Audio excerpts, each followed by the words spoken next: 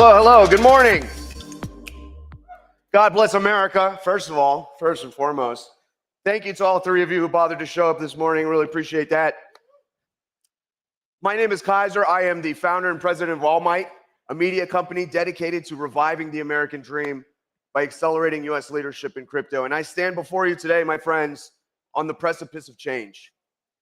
Not that long ago, crypto was a taboo here in the United States of America, the land of the free. But we're watching that change before our very eyes. And as exciting as that may be, there's something more profound in the works in the background, which is that we are no longer going to be able to hide behind regulatory fog as an excuse for why we can't achieve mainstream adoption. And so, today, we're going to innovate. We're going to build the stuff we said we're going to build. My friends, it's time to ship or die. And so, in honor of that spirit, and in honor of yourselves who bothered to show up this morning, and especially in honor of the speakers that are going to be coming up here and sharing their insights, who's ready to accelerate? What is this, Canada? Who's ready to accelerate? All right, let's get the show on the road. First up, to teach you how to run a crypto business, the one and only Mike Dudas. Let's give it up.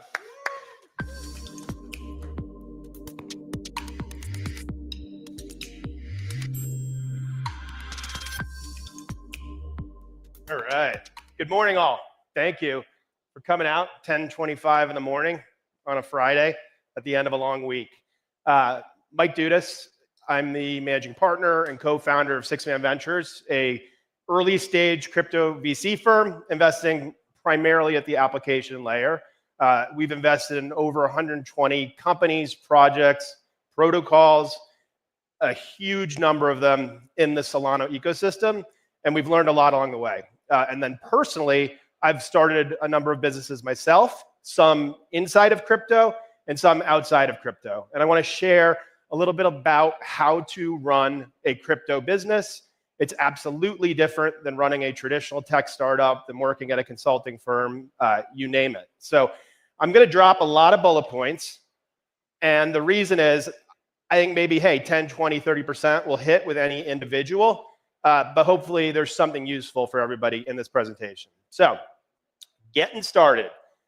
Start with good people, particularly in crypto. It's a people-driven ecosystem, right? It's big personalities. It's for good and bad. I would say there's an order of magnitude higher level of sociopaths and an order of magnitude higher level of people who are doing things for the mission than in traditional tech. So you want to find those people if you're starting a company. Are they an animal? I mean, it works in any startup, but somebody who is going to go into the wild for you, with you, alongside you, has a tremendous amount of resilience. So many things in crypto are illogical. The market value of some crappy coin is going to be 100x the market value of yours. You need to be resilient. It's not always reasonable. You're looking for that person who can accept that. And you need somebody alongside you from the beginning who's going to be able to take those hits with you. What you're looking for alongside that spirit is people who are curious. So, it's so easy. And I myself am, can be snarky and skeptical. Like, humans are default skeptical and opposed to change. You're looking for the people on your team who are going to be curious, who want to solve, want to find that solution to a problem that didn't exist before. They care about crypto deeply and aren't afraid to say, hey, I don't know, like, I actually don't have the answer. By the way, nobody has the answer. This is a new thing that's never existed before and is going to go out with you and with others in a collaborative way, sometimes not collaborative, and solve things. And the last thing is the right kind of friend, somebody who's going to be in the foxhole with you. This applies to everything. Like Six Man Ventures, it's a startup. Like, we weren't VCs until I was 40 years old. And our partnership is 4 people strong. And it's the same partners for Fund 1, for Fund 2, for Fund 3. You want people who are the right kind of friend who are going to be in the foxhole. I started the news media organization, The Block, a number of years ago. We got attacked relentlessly by people like CZ, Justin Sun, I was sued, tons of money. You need people who aren't going to jump out on you when those tough moments are happening. Once you're started, obviously this is basic stuff. This is Paul Graham type stuff. Make something customers want. And by the way, you may not know what that is. So it's going to change. I can count maybe on one hand the number out of 120 companies that we've backed where the original idea is like the ultimate thing that hit in a really big way. But what I think you should understand is the idea should probably target sort of fame or fortune. So crypto's a money industry, a money ecosystem. People are here, they want to make money, or they want to become big, famous personalities. You see it in all the personas, the traders online. They want to be famous as much as they want to make money. So those things matter. And then the idea, what we've seen is the ideas that are simplest, launch a coin for less than $2 on pump. The simplest ideas tend to be the ones that win. They're usually not like magic ideas. And you'll find this out as you ship and iterate. The first thing you ship, it may not be used. Like the pump guys put out 8 products before they hit on the one that actually became their breakout. And if you aren't shipping, if it's not out there, if you're waiting for that perfect market moment, it's not getting used, then you have 0 shot at learning and winning.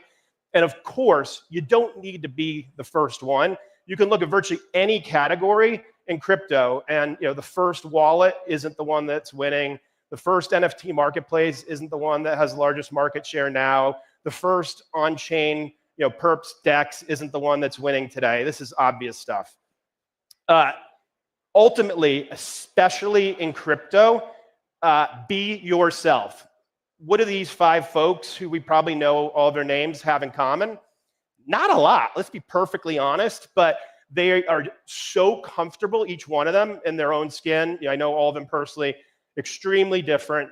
Inauthenticity is the one thing that will absolutely destroy you in crypto. You have to be yourself. People sniff it out. If you're not, and you're gone, or you're probably doing something illegal and you blow up.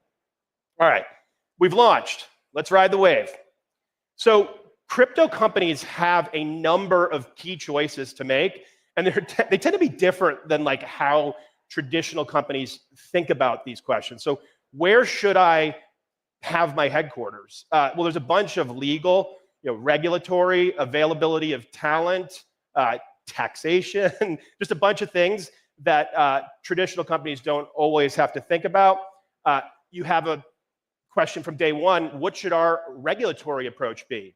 Should we go out and get licenses? Should we do this as kind of a truly decentralized business with just our own hosted interface? Should we even host interface? Which chain? Solana. But basically, what I would say about the chain question is you're not going to win by virtue of what chain you're on, but you have a chance to lose. And obviously, Solana gives you a chance to win. There are 98% of chains out there where you're starting, if you launch in them because of a grant or something else, you're starting at a massive, massive disadvantage. So anyway, don't let the chain choice be your failure. Solana is a very, very good, safe, performant choice. And next question, should I launch now? Yes. And if you are, you better go all in, because as we know, crypto cycles are just ruthlessly fast, okay? Metas change in days to weeks, and you need to be out there with a brand, a product, a team, and a community changing fast. Should I go global? This is very personal and specific to the business you're in, but you can go global in a way that many other startups can't. So the default should be probably with these open networks. All right, let's get into actual operational stuff. Now you got the business going. This is obvious. Just hire. This room probably has more people that you'd want on your team than the rest of Manhattan. I mean, I'm exaggerating a little bit, but the network around us, the people here, and then friend of friends is a thing. I've worked on a number of community projects, LinksDAO, Bonk. Most of the superstars within our portfolio and within projects that I've worked on were users of the product and parts of the community, those really earliest heavy big lifters. And they have an inherent built-in loyalty to the other properties that we talked about earlier. I'm very averse to consultants. I know a number of people use them. It's really, really hard to hire exceptional people internally to important roles, but it tends to be worth every dollar and every ounce of energy. And as you know, the top CEOs and founders, at great companies tend to spend a third or more of their time on hiring. You just can depend on those people. Secrets don't leak, and they really understand your product. While you're building, everybody's the CEO of the role. There are no excuses. You need to be able to get your job done. Things just move too fast. There's far too much uncertainty for you to be constantly coaching your team and each other. You want to be collaborating, you want to be talking, but you need doers and problem solvers more than anywhere else. Learn, adapt, or fail. The higher, I don't know, it's like you definitely fire fast if people aren't living up to these properties. And then you really do want to reward people. This is a hard space. There's tons of friction. You're probably getting attacked externally a lot. It's really important to tell those people around you, your partners, when they're exceptional, when they have done something really special and that you notice it, okay? All right, crypto sales and marketing. The product is the marketing. This is obvious, all right? So basically get your product out there, do tons of content marketing. Our portfolio company, Helios, does this incredibly well. Jito and other portfolio companies have been doing it better and better and better. They're getting involved in policy. They write about it. It is so important, okay? You're the PR agency. Don't hire one of these. I worked with them at the Block. I had them pitch me. They're crap, okay? And there's maybe one or two good ones. They're not going to take you on because they're getting paid by some $10 billion project. You need to do it yourself. Solve that problem. Not a portfolio company of mine, but Baxis does a great job, I think, of being their own PR agency, sharing their passion for the product, tweeting about it, and doing a lot of joint stuff with other people that looks like PR marketing partnerships. Sell right. Okay, know if you're selling, what is it, vitamin or medicine? Like, am I like kind of fixing something? Am I compliance and I'm like kind of medicine for a problem you have? Or am I an accelerant? Something like our portfolio company Torque that's helping Solana protocols grow. You're the head of sales as the founder until you're not. And by the way, you always are. So you are going to be selling alongside your VP sales. It's never their fault if you're not growing. And then don't mistake points market fit for product market fit. I won't name any specific projects, but if you look at the broad Berachain ecosystem, there was like an incentive period that ended, and like the TVL on the chain literally dropped by like $1 billion plus in a day. There was clearly points market fit there. Identify your tribes, so critical. So Solana is a tribe. Within Solana, there are different tribes. And find those allies as friends, the folks who are composable with you, and really lean into that, okay? Lean into that culture and the people who are aligned with you. And again, telling your story helps you to get people who are aligned with you. So I'm very vocal, and I have very strong opinions. And it makes 25% of people hate me, 50% of people be like, it's kind of interesting, I'll check every once in a while, and 25% of people love me. I would absolutely prefer that to nobody knowing or caring about me. Listen. So lean in to your tribe, communicate, again, authenticity, reward them in real ways. And you'll see it when projects don't do this, when they don't share, the airdrop goes bad, whatever, they lose. Okay, land in the plane. So crypto operations. We just talked about how volatile an ecosystem crypto is, and crypto businesses have business execution challenges. They have blockchain problems. They have community problems. They're really complex. You have a broader group of stakeholders.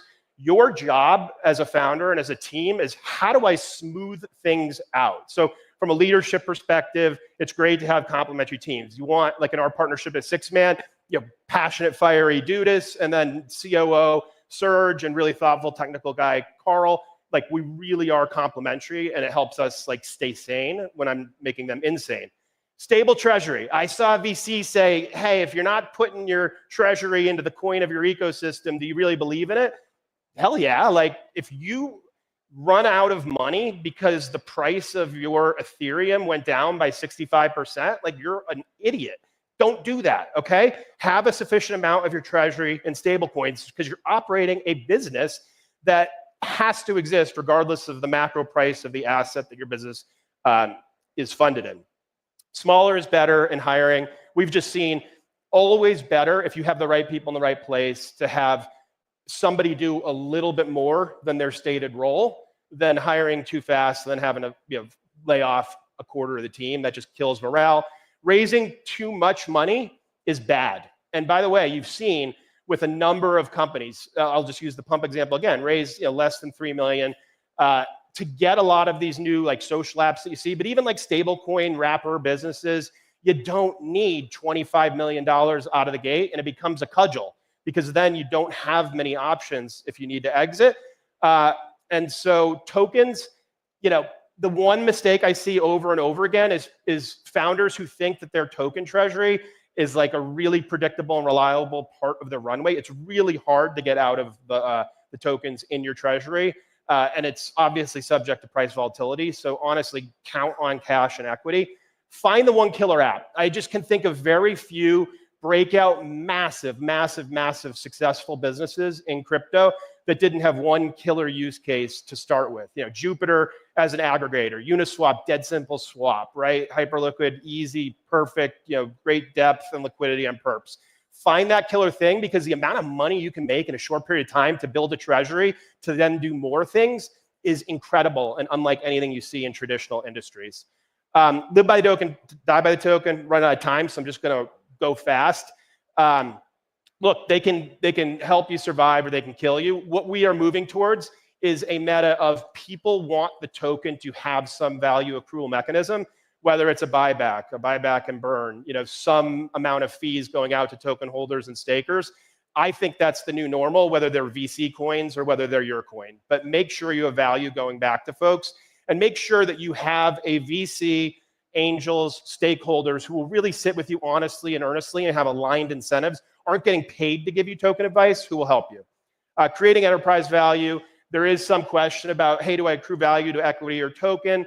And then realizing value, your number one job is realizing enterprise value for all stakeholders. Don't lose sight of that. One big mistake I see is too much money going back to external stakeholders or short-term mercenary capital in the form of airdrops or 100% of fees too early in a business life cycle. You're trying to realize long-term value. Do that with your long-term aligned stakeholders. Thank you so much. I appreciate it.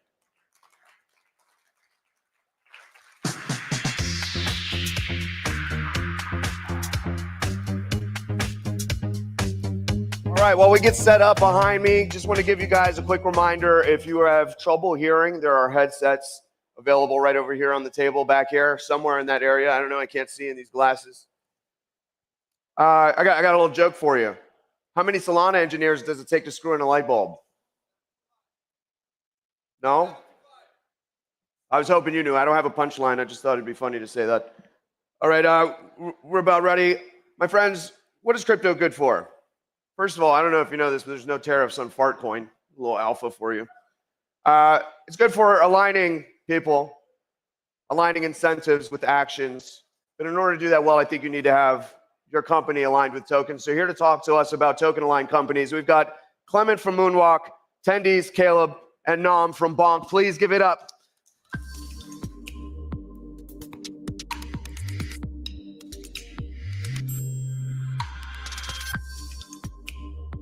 We're not on yet. Perfect. Good morning, everybody. Thank you all for joining us here at the West Coast stage at the lovely Solana Accelerate here in New York. I'm here with a few of the core contributors and various different groups from Bonk. What we have been focusing on, what Dudas did a great job leading in earlier, is the idea of how can you provide value from companies towards token holders. There's been a bunch of different opportunities that have been getting pulled together, and we've done this in an opportunity called READ, the one thing that software engineers hate doing. We want to reduce supply, we want to accelerate the adoption, we want to expand the awareness of Bonk, and we want to drive revenue directly back to the people who are holding onto the token, who are making cool companies. So, first of all, we want to get things that people are talking about. You might have seen Gordo, who's our lovely boy sitting outside. It's designed to get people talking, looking at the dog. It's the same thing of what we're trying to do with Baseball United, our friends over at Crypto Fight Night, the wonderful folks who are going to be down at Karate Combat for anybody who's an MMA enjoyer in Miami, as well as the guys over at Borussia Dortmund, who are one of our premier partners, who are really excited about the opportunity to showcase Bonk at football, because it's not yet called soccer. Yeah. So there's been a couple of different ways that we've been working through each one of these different opportunities. And what we're trying to do is focus on how can we bring Bonk as a meme coin and as a cryptocurrency into the experience of not only the fans who are going to be at each one of these different games and the opportunities there, but also to the businesses that are trying to make money and drive revenue as the operators here. what makes partnering with a dog coin exciting, what's going to continue to pull them off and make them interested in these sorts of things. So for anybody who is a sports enjoyer, you might be a betting aficionado and be able to enjoy bonk bets as one of our sites. We know that this is something that's going to get pushed very heavily inside of America. Games are more fun when you have money on it, unless you are a Knicks fan after a couple of days ago, which I'm sorry for everybody here, but Knicks and 6, Bax has told me it's so. So bonk bets, opportunity where not only are your sports experiences going to be utilized as a part of bonk, but it's also going to be a way to continue to make it so that you have more incentive inside of the game. And it's another token-oriented company that's going to be focused on driving some value back. All the rewards from bonk bets are also all in bonk. Yes. So gets the opportunity for people to be able to not only bet bonk, get more, but also push some money back into the pockets of the people who are holding bonk long term. Clement, didn't you go to the Dortmund game? Yeah, I've been, and it's pretty fun. Yeah.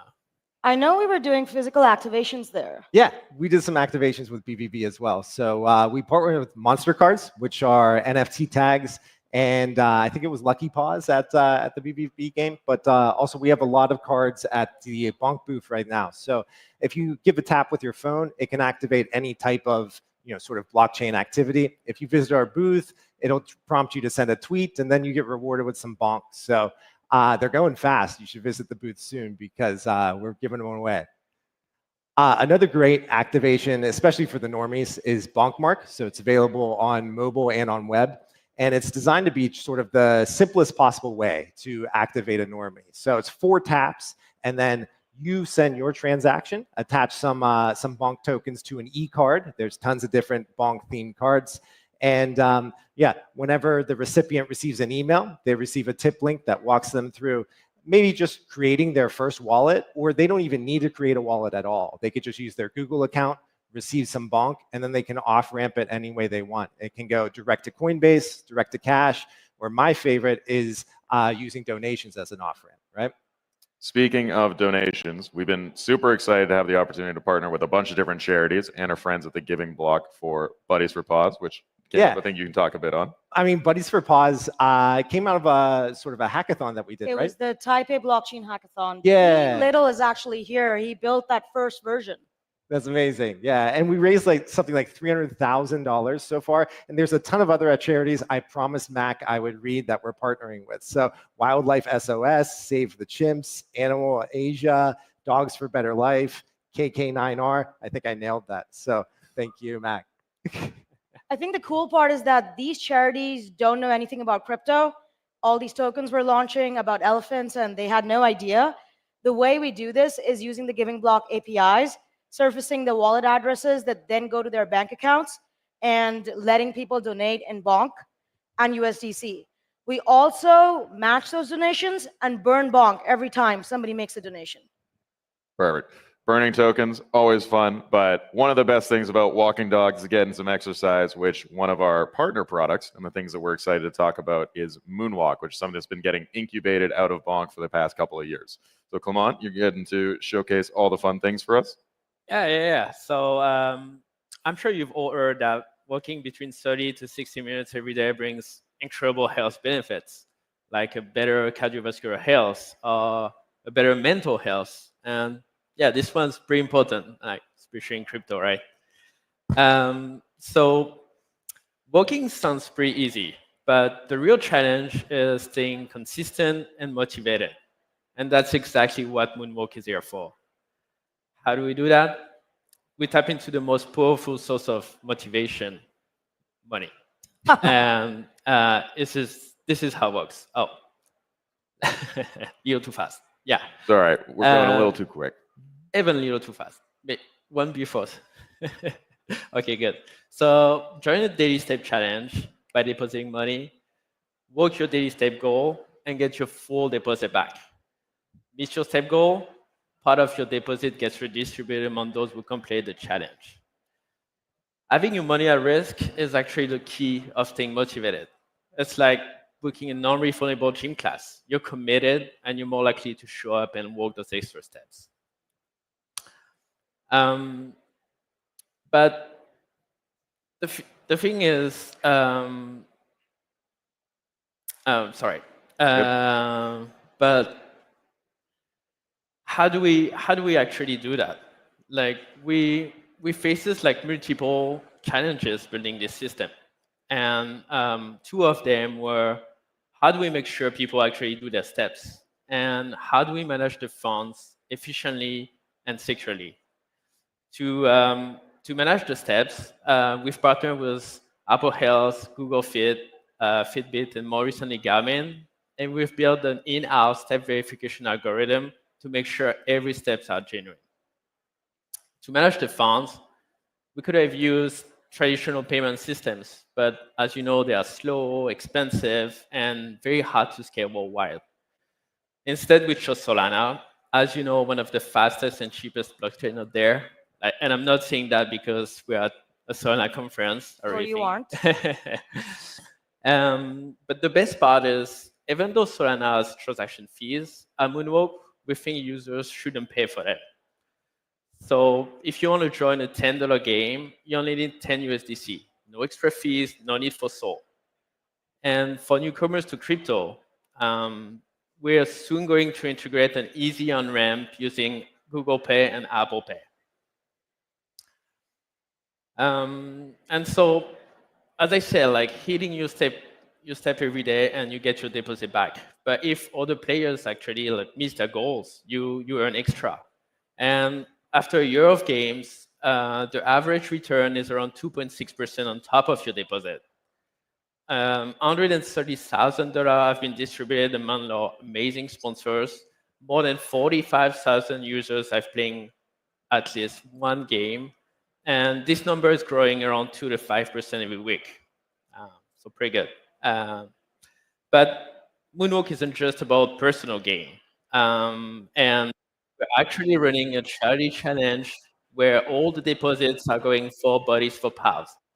And it's been like a great success so far, thanks to the amazing Solana community. We raised $32,000 thanks to amazing partners that you're seeing here and more than 1,000 players. Because crypto isn't just about personal gain, it's about making things better. So please download the Moonwalk app and join your challenge today. Did you guys download the app yet? I don't walk a lot as a dev. That's a common misconception. Oh my God. Because at Accelerate, we devs have walked a ton.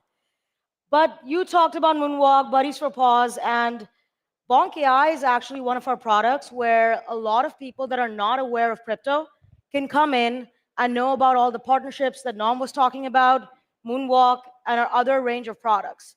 It is also helpful for the normal degen trader.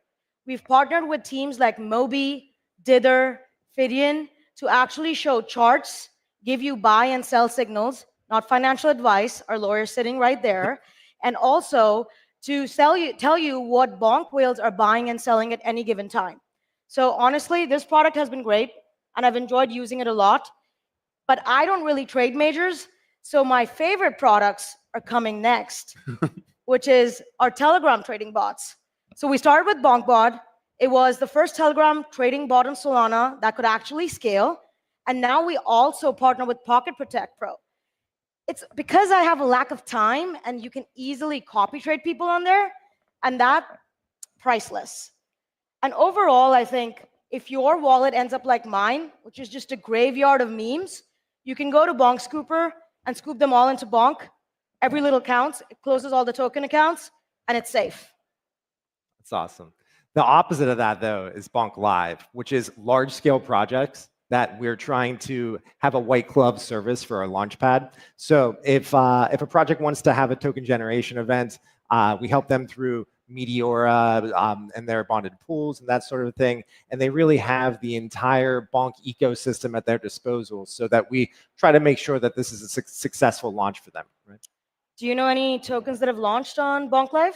Obviously, our partners at Streamflow are one of the ones who have been, the most popular. You may have used them if you received some previous Bonk rewards or had the opportunity to get some of the exposure through Bonkmas in 2023. Yeah, I also remembered those at a later time, but mostly I focus on more of the degen stuff. So Let's Bonk.Fun is our latest product, and it's extremely exciting. We launched about last week. We've had 85,000 tokens launched. I'm pretty sure some tickers will come out of all the talks today. Anyone can crowdfund it and bond the tokens, and we collect all those fees. Now, since launch, we've collected about 34,000 SOL, and a majority of that is used to buy and then burn bonk. The second half of that is used to convert it into bonk SOL, and finally we use it for marketing and validators, but that's how we've been using that fees. So the network needs security, and we've been working with the good folks over at Sanctum around an LST for Bonk Sol. The premise is pretty simple. We want to spin up more validators to help increase the decentralization of Solana. The best way to do that is to create a strong liquid staking pool, which is why we've been working directly with Sanctum. So that's us saying, all we want is your Sol stake, and we will give you Bonk as a bribe in order to get your Sol. So if you're not already utilizing Bonk Sol, highly recommend it as a way to get access to some more. I'm Bonk. staked in the Bonk validator and I'm not using it yet, so I need to look into this. Well, if you are looking for high-performing validators, you probably saw something from the DeFi Dev Corp folks on the main stage yesterday, as well as with a couple of our great partners over at Edgevana and Jito. So right now, there is a wonderful situation on Solana where we're continually increasing the number of validators, but the stake is actually going to the validators at the top. Through a combination of institutional products and strong centralized exchanges, right now, the top validators are creating a super minority where they're able to control a lot of voting power and a lot of stakes.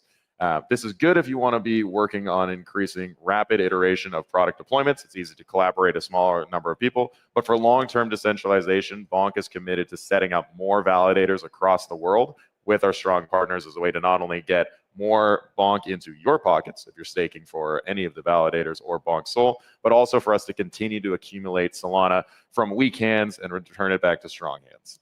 I saw the DFDF guys on stage and they were wearing bonk bandanas. I definitely want one of those. Perfect. So what we really want to do, and the way that this combines with the focus of token-aligned companies and what we're all trying to organize, is long-term greedy businesses. If you are looking at starting a project on Solana, or if you're looking to expand your business that currently is not utilizing blockchain technology, you're doing it because you want to make money. And these companies should be long-term greedy, and they should be aligned on the idea of creating revenue in some form. What we want to do with Bonk is be able to share that revenue that all of these various diverse community projects are creating directly back to the users. So a portion of these communities projects fees that you've been seeing us talk about all day today are going into products like Bonk Rewards as a way for you as a Bonk holder to get more tokens back. It's a simple process. If you're committed, you're inside of the community, you want to get more Bonk, Bonk Rewards is the easiest way to do so. So when you're looking to lock in Bonk, it's not only a way for you to receive rewards from a few of our partners, like the good folks over at Pudgy and Doodles, but it's also a way for you to participate inside of governance and shape these things with how we're looking at promoting Bonk, its IP, and the products going forward. So all these protocols, they send in revenue, and then once a day we use Tuk Tuk. Shout out to Noah from Helium. I've seen him around as well. He rebranded Clockwork, and it's cron jobs on chain, which is pretty cool. So we use that to convert all those different currency tokens into Bonk and then distribute it to all the people that have locked their Bonk in Bonk Rewards. So Bonk was created in 2022 as a way to help preserve culture and to continue what we saw was a vibrant group inside of Solana. That's why we targeted devs, traders, and artists and collectors. And so part of what we've been working on with Exchange Art, which you haven't had a chance to check out any of the phenomenal murals that have been getting put up around New York City, as well as the art exhibits here inside of the conference, is we want to continue to create on-chain culture. It's not enough for people just to trade and to participate in any of these financial incentives. We want to build out strong aligned ideas in terms of how can we get more people creating content that takes more time and more opportunities inside of everybody's day.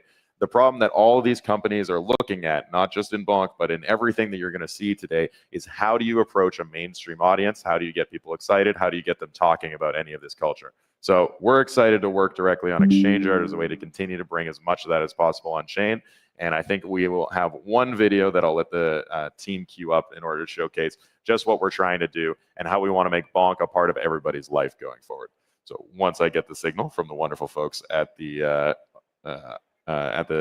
booth, I think we're able to play the video now.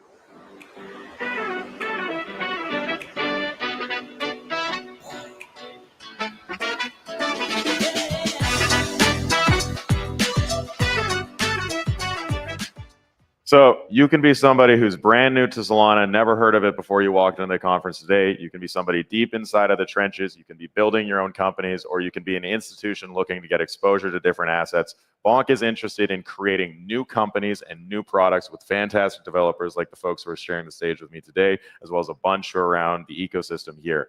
We want to get more people making things on chain. We want to incentivize to do them, and we want to burn a lot of bonk while we do it. So thank you guys all for listening. I hope we're convincing you to try out some of the things that you see, and let's bonk.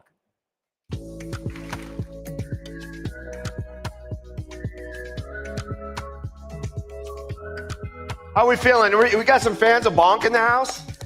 Yeah? All right, sweet. Me too. If you're wondering what qualifies me to be MC today, it's because I can come up with very bad jokes on the fly so that they can have more time to strike the set. We got another one. Why can't traditional finance clap? Because it's dead. No, they can't all be winners, okay? All right, we're gonna get this show on the road. We're gonna have a lightning talk. Ka-chow. Here to talk to us is head of research from Forge, Scott Byron. Let's give it up.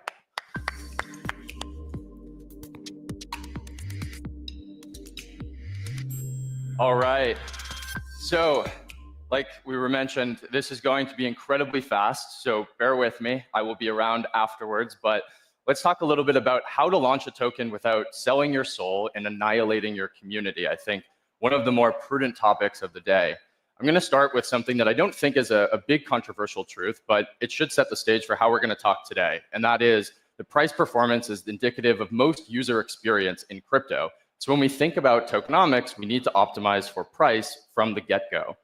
This will usually start with the tokenomics and the value flows that underpin a protocol, but it also stems back to market maker engagements and how we strategically underwrite the token for what we would call a launch and listing strategy. Before I jump in, Forge is a free-to-use platform for all of this. You can design tokenomics, engage market makers, engage exchanges, and navigate that process, as well as after TGE, utilize the software to go ahead and monitor your market makers' contributions to the overall liquidity footprint. So start with tokenomics, and really what I want to come back to is sort of a core business assessment. What is the problem and solution that the project has actually identified, and how does that solution create value for the underlying stakeholders? Those can be token holders or others that are involved in sort of the cap table distribution, but we really want to understand what value accrual will come back to those sort of individuals. From there, we can start to model out supply. Supply starts with the distribution of who actually receives tokens, and then the emissions as to what cadence or what inflationary schedule they receive those tokens over. Modeling out demand comes down to a few aspects. We start with utilities and mechanisms that many of us are familiar with. Utilities tend to be more passive or more active in nature versus what we would say mechanisms, are more passive. So utilities are things like governance. They require people to actually put forward the token to utilize the underlying protocol. And they may have more friction involved in things like automatic yield distributions or staking for inflationary rewards, which are more on the mechanism side. I would be remiss not to mention speculation. When we think about demand and what typically will set the stage for early buy-side imbalance, this largely comes from speculative behavior. Speculation is not always bad, although it can be a bit of an unsurprising factor. So if we run simulations and we try to optimize for price, we see that results are subpar. There are optimizations that we can make. We can go back to that cap table and the distribution of the tokens. We can also adjust things like the cost basis associated with certain investor groups, as well as what maybe the opening FDV is, and how we then think about the demand drivers. What I want you to take away from this is that low float, high FDV is out of style. You should have 15 to 25% of your total supply circulating on day one. And it's critical that you actually understand but optimize for whose hands these tokens are in. As I mentioned before, governance should not be your only demand driver. You do need mechanisms that actually drive more passive behavior. Active behavior is not going to be something that everyone wants to participate in inside the protocol. And more than that, again, speculation is your friend. You want to have speculators involved in the price discovery process. They're a critical voice in what we say is helping determine fair market value. I want to move on to market makers. Market maker engagements tend to be very opaque by nature, but they're a critical aspect to having not only strong liquidity, but also, again, this price discovery period being maintained in an efficient way. Market makers, just to set the stage do not provide liquidity out of altruism. They do so rather with the expectation of profit. And as a result, market makers need to be engaged in a very strategic way in crypto relative to how traditional assets or securities may work with these types of providers.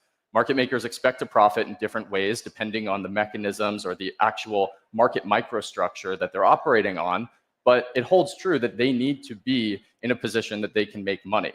So two business models have emerged. In this, we have retainer and working capital market makers who are frankly very expensive. They require a loan of stable coins and tokens, or base and quote assets, as we would say, and they usually have a profit share with other monthly fees associated with them. On the other hand, you have loan plus call option market makers who only require tokens, but are given the right, not the obligation, to repurchase those tokens at predetermined prices thereafter. I like to see the world in zero sum. I think it generally helps understand the incentives of who I'm working with and what I expect to get out of an engagement.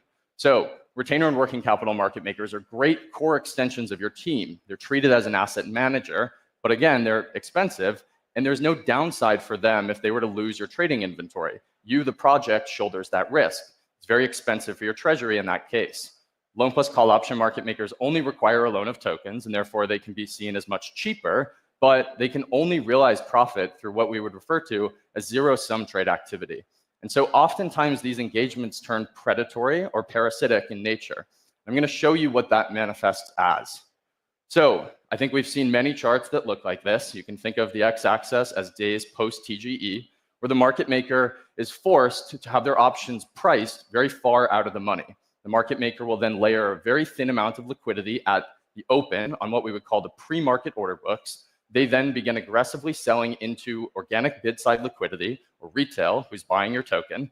After the inflationary period, many weeks after TGE sets in, price usually depreciates thereafter. Market makers may exaggerate this to some point, but nonetheless, they have effectively sold high and bought back very low, thereby capturing a spread, never intending to exercise the options that you gave them. So you may think the options you give the market maker are how they're going to make money, but oftentimes this is a pricing exercise in order to make sure that the market maker is actually in a position to profit.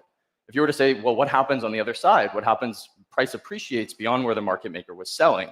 Well, guess what? You've extended them a free hedge via these options. So they stand to capture the spread either way. Market maker is going to make money whether they exercise these or not in most cases. It may be counterintuitive. Your market maker needs to be in a position that they can profit. They actually need to be what we would call in the money with some of their options, such that they're not forced on that predatory engagement structure. I want to blow through exchange listings. One thing that always holds true from Forge's side is that we recommend both a centralized and decentralized exchange listing strategy. Involve both counterparties. You want to have curated price discovery on what we would call a bonding curve, or a single-sided liquidity pool, such that your decentralized community is involved in price discovery before centralized exchanges get there. Centralized exchanges will engage in a highly manufactured process called pre-market order book structures. This pre-market order book structure will strategically underprice your token into the open, and we don't want that to blow through egregious valuations. So that exercise is usually more cumbersome, but from the exchange side of things, we think about, or we focus on, not only the trading KPIs for altcoins, but also the performance and the accessibility.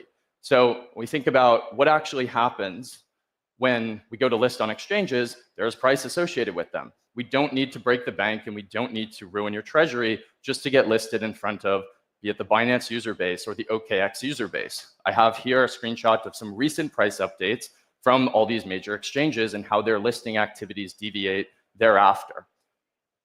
In terms of Forge, in terms of how we can support, again, the exchanges and market makers and everything thereafter is very complicated. And so Forged, again, is free for all blockchain founders. You can sign up, you can utilize readings and resources of thousands of pages that I've written in my experience from the market makers and from the centralized exchanges.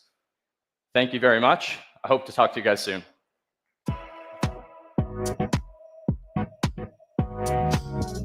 Good job, my friend. How you guys feeling? You enjoying the talks? Show some love for our speakers, please. Let's give it up. My friends, Solana is the home of innovation. Be it John Wong, who invented blinks, Jerry Shao invented compression, or Mert, who invented being bald. But innovation means nothing without users. So we're going to learn about user acquisition from Sheldon from Torque and Nigel from BetHog. Let's give it up.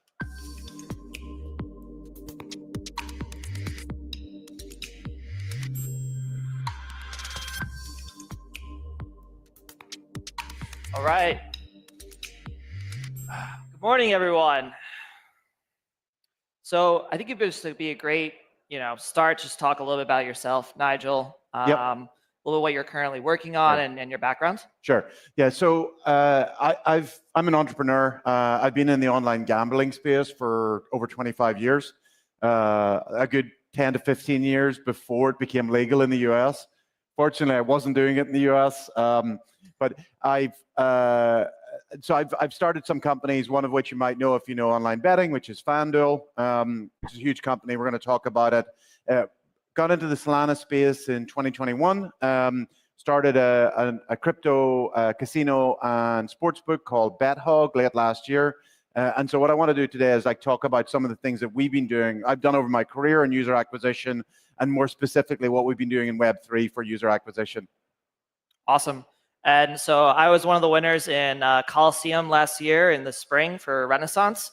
We're building a programmatic incentives protocol, really focusing on how do you use your tokens as user acquisition fuel and really ability to grow out your product. And so I'd love to go back to 2009. Mm-hmm. You guys just started on FanDuel. You're building it out. What was it like to be in this rocket ship kind of experience? And how did you know that you were ready to get to the next stage? Yeah, so I'll just give you some stats about FanDuel. So started in the summer of 2009. We actually started in, I think it was June. We first launched it. And it's quite funny. We know in retrospect that June's a terrible time to launch because it's the middle of baseball season. It was a fantasy sports product and no one cares. So when we launched, I remember we would every day check our metrics, and our target was to acquire 2 new users a day. And my view was that if we acquired 2 new users, that would be a good day. What I can tell you is that most days were not good days. Most days we acquired not as many as 2, sometimes 1 and often 0. September of that year was the start of football season. We also made a major change to how the product worked, and things started to really perform after that. So that was kind of very early on. I'll take you sort of the midpoint, sort of 2015. So that was sort of 6 years after launch. We had grown in that period about 5x year on year for 6 years. So by 2015, we were doing about several hundred thousand monthly active users, and we did about 150 million in revenue. Fast forward to today, FanDuel has several million monthly users, and this year is on course to do about $7.5 billion in revenue this year. It's the #1 player in the US market. So this is a business that's grown 5x or more year on year for about 15 years. Wow. And so as you were in this aspect of growing, you said, some days you didn't have any user acquisition, some days you had 2. What were the metrics that you really started to target? Was there, 2 or 3 that you always had on the dashboard that you were going after, or was it always try and experiment? At the very, very start, pre-product market fit, it's just acquiring a user is an amazing experience. We have a user. And so that's at the very, very early, that's what it is. And there you're doing anything. You're cold DMing people, you're cold emailing. I remember emailing bloggers who wrote about fantasy and said, hey, come and check it out. And a response rate was minuscule, right? So that's at the very, very start. What you're really trying to seek to do is to get a couple of users to get feedback, to kind of and then they'd say, well, your product sucks. They'll say that a lot. And then you're well, why does it suck? And then they're well, and you're trying to find the signal. So that's what we were trying to do early on. And actually, very early on, we had a user who told me it sucked, and then I was about to get in an argument, and then realized that this guy was an expert, and he told me exactly why it sucked and exactly how we should change it. And that one user, if it wasn't for him, I don't know if we'd have been successful. We dramatically changed that product. Once you're starting to acquire users, then you're moving to how do I have repeatable acquisition channels. So then you're moving away from just DMing people coldly and more how do I spend money to acquire a certain user to certain value and then getting payback on that. So it really is that age-old trope of like do things that don't scale and Right. continue to keep throwing things against the wall until you see that. 100%. Yeah, do traction. things that don't scale, like cold DMing people to just get, because it's not about getting the users, but getting that feedback, getting that person who will just objectively tell you your product sucks and why it sucks. You really need that, because only then can you make it better. So let's walk into a little bit around when you get to these growth metrics, Mhm. right? You now are starting to see these users come back, retention's Yep. coming in. So many crypto companies, they launch products, they get a lot of excitement, and then things just kind of die down. What were Yeah. some of the ways that you were able to continue that growth, throw fuel in the fire, so to speak? Yeah, so very early on, I remember we had 3 acquisition channels. Our product team was very excited about viral acquisition. Like this is back to 2009, 2010, 2011. Viral acquisition was very in the rage. Zynga was like a super hot company. So the product team were like, we're going to do viral. And then I was like, no, I'm going to do business development. We're going to do business development. And then one of my co-founders, who's our CMO, she's like, have we tried advertising? And I was like, yeah, no one does. No one that. does that. advertising. No one does advertising. And viral never worked. Completely never worked. And typically paid products do not grow virally. We learned that the hard way. Business development was a disaster. Like, here's tiny little startup of 5 people going to like CBS and say, hey, let's partner on a revenue share deal. Like it just never happens, right? It's very, very, very hard. And amazingly, advertising worked, right? And so, but what we did is we built, we didn't go and let's do a Super Bowl ad. What we did was, let's be very, very targeted who we're targeting and measure their performance all the way through the acquisition funnel. And that's how that business grew from trying to get 1-2 users a day to getting, to doing $7.5 billion. It's exactly the same today. Like they track, if I spend X, how many users do I get? What's the CAC? And then, so CAC is what's our customer acquisition cost, and then what's our payback on that? Because not all users are created the same. So some users, you might be saying, we're getting an amazing number of users, the CAC is super low, but they churn on the second day, and you never get payback. So those are the metrics. CAC and payback are like the 2 bedrocks. And you guys are extremely sophisticated. You're tracking every single movement users were making, right? Yeah, you want to, once you're starting spending serious money, you want to be seeing what happens, what's the cost of getting them to even click on the ad? Then what's the cost? What's the conversion from click to reg, from reg to deposit, all the way through that funnel? The one thing I would say is if you're not acquiring thousands and thousands of users, you can't really do those A/B tests. You're just you just want to look at the funnel and look at things that are obviously wrong. But it's only once you start to get to scale can you really do tests on those. And we were doing those everyday testing and really tracking everything. You start thinking a little bit like programmatic incentives or some kind of distribution strategy. Right. Yeah. And incentive twist onto crypto, because the question is, what's the difference between Web3 and Web 2, right? And actually, fundamentally, not a lot, right? You're still building you're still building a product for consumers, right? And if you skip that product market fit stage, you can maybe incentivize a lot of engagement, but as soon as the incentivization goes away, they will be gone. And crypto is a graveyard for companies that have launched without PMF, have driven incentivization, and then the users have gone. So when I think about crypto, I think, okay, it's a sim. We have to build a product that people love. And only then, and only when I know we have product market fit, then we think about incentivization. Because incentivization and say drop in tokens is definitely something that crypto uniquely had. We just couldn't do that in Web 2, but we can do this here, but we can only do it whenever we have product market fit. So let's talk a little bit about what you're working on right now, right? You're kind of thinking, you're building out BetHog. Yeah. What's the 10x opportunity with crypto that you saw that didn't exist with FanDuel? Yeah, so BetHog is a crypto casino. We take Solana, we take Ethereum, we take Bitcoin, we take USDT. We carry the same games that our competitors carry. We build some of our own unique games. We have about 2,000 competitors, right? When we launched, we were like, oh, hey, here's the 2,000th crypto casino. Crypto casinos have been around pretty much since crypto. It's the first crypto application. And so in a lot of ways, it's totally unexciting.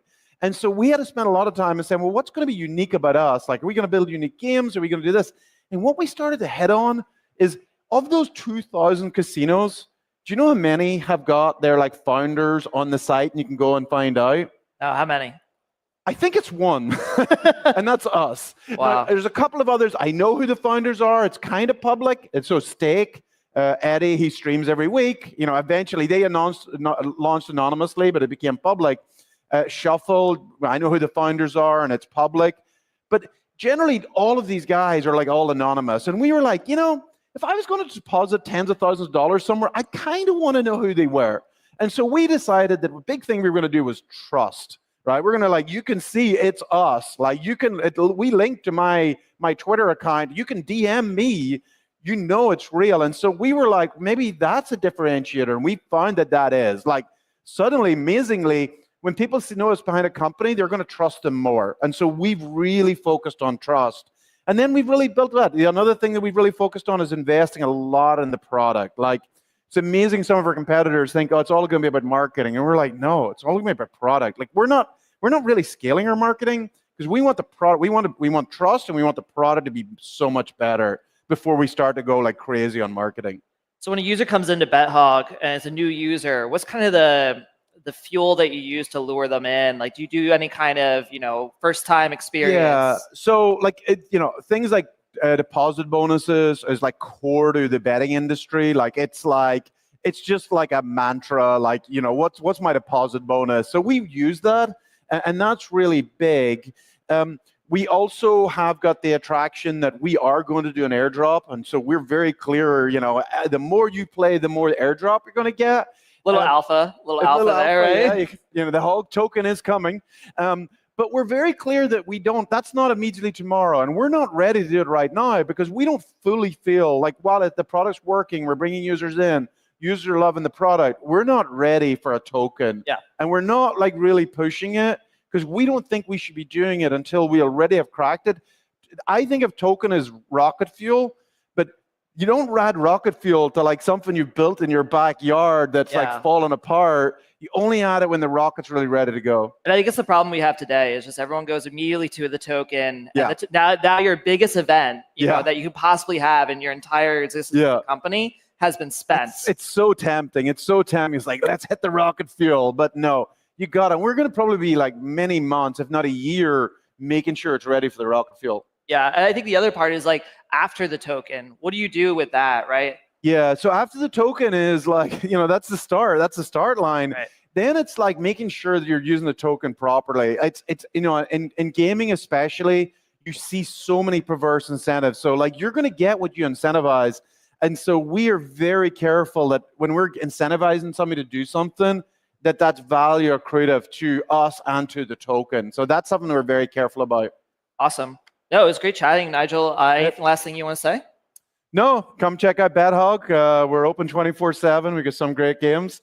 You know, and if you've got feedback on it, I'm Nigel Eccles on Twitter. I love getting feedback on the product, especially if it sucks. Please come on, tell me it sucks. We want it to be better. Awesome. Thanks. Great. Thank you. Thanks, everyone.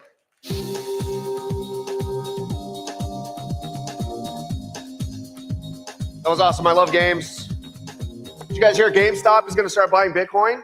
Huh? Makes perfect sense to me. Crypto conferences already smell like GameStop anyways. No, damn, they can't all land. All right. You know, something that makes the Solana ecosystem really special is there's always a new wave of startups and founders on the rise. And helping lead that charge is the Solana Incubator by Solana Labs. So here to talk to us about driving real-world adoption is head of Solana Incubator, Iman Motamedi. Let's give it up.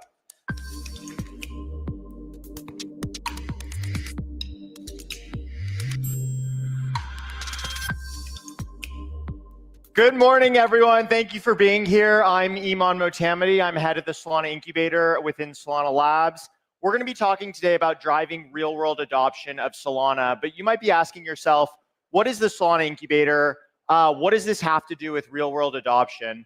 So we started the incubator within Solana Labs to help leverage our expertise, the knowledge and resources we've built up over the years, and scale it across a really small number of teams. You know, we want to build and work alongside 4 to 6 teams max to help them create the next blue chip company on Solana, you know, the next Phantom, the next Jupiter.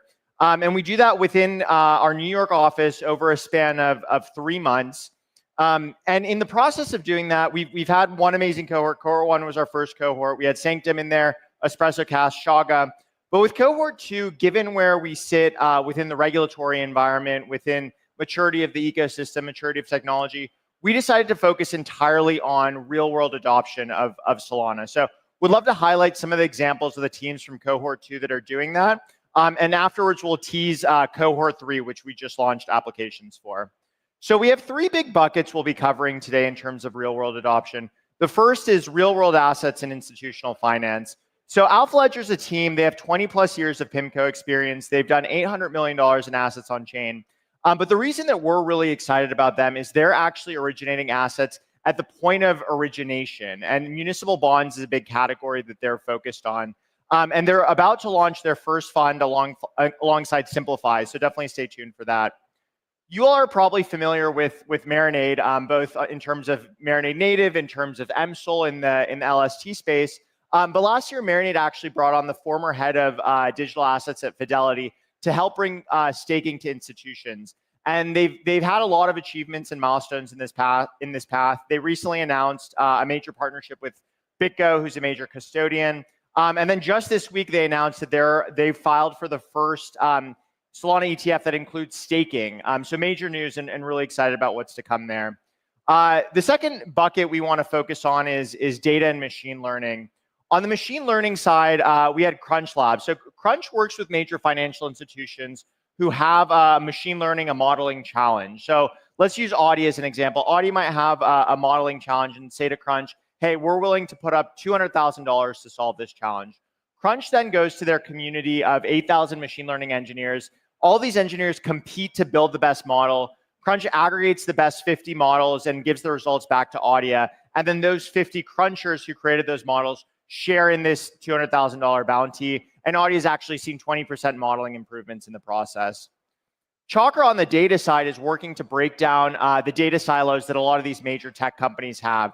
They just announced Scout, their Chrome extension, which is used to allow users to go out and map the web with the goal of driving down data acquisition costs. And so far, in just the week that they've launched Scout, they've already had 130,000 downloads on the extension, which is really exciting.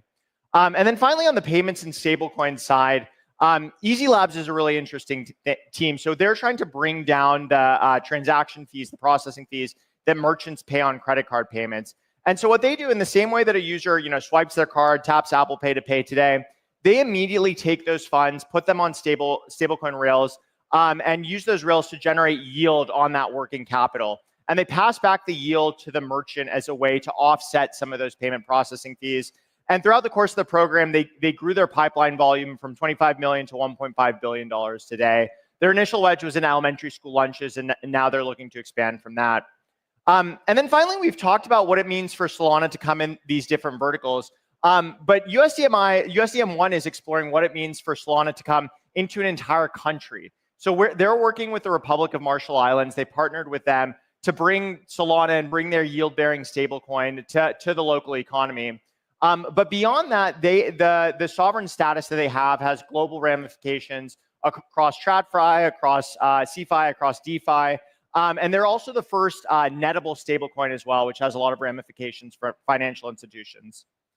So if you're sitting here, you're thinking, hey, I would love to see my name on this list, next Accelerate, next Breakpoint. We just announced applications for cohort 3. Come join us in September in New York City for a 3-month process. And the goal is really to work alongside Solana Labs, put you at the nexus of the Solana ecosystem. In person is at the heart of everything we do. And so we provide a relocation stipend to get you there. Here are some of the amazing teams we've had in the past 2 cohorts, Sanctum, Shaga, Espresso Cash, cohort 1. We went through cohort 2. Some of the great names we've come in for office hours, for speaker events, and then some of the other amazing Solana companies who've come in and helped mentor founders one-on-one. But the most important thing in this program is actually working alongside Solana Labs, building alongside the Labs team to help accelerate the progress of your company. First is hands-on development. So whether it's working on a Web3 integration together, whether it's our designers jumping into Figma to help with the user experience flow.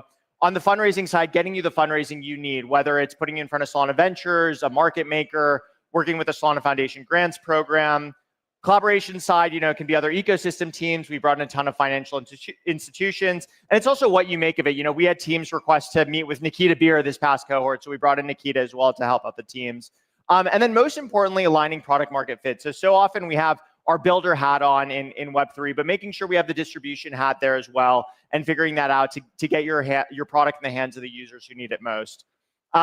So we tend to have all the traditional YC elements between office hours, workshops, speaker events. I think we had 95 of these events last cohort. But most important, once again, is working with the Solana Labs team.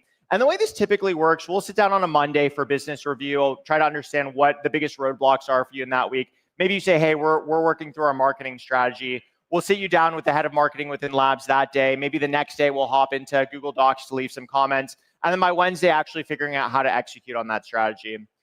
Some pictures from cohorts 1 and 2 across speakers, across demo day, across workshops.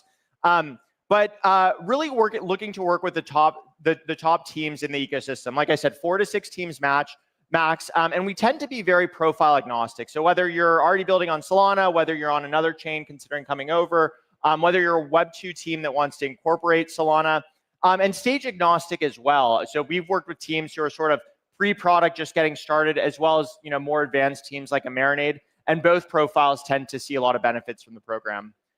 We have a QR code up here that leads to applications for the program. The application deadline is May 30th, which is a week from today. So definitely recommend reaching out and submitting an application if it can be helpful. You can follow along on X at Incubator. I'm at Iman Motamedi, or feel free to send us a note. And in essence, we really want to drive real world use cases. We want to drive Solana specific use cases. And so if this program could be valuable at all, would love to work with you to help build the future of Web3 on Solana. Thank you very much.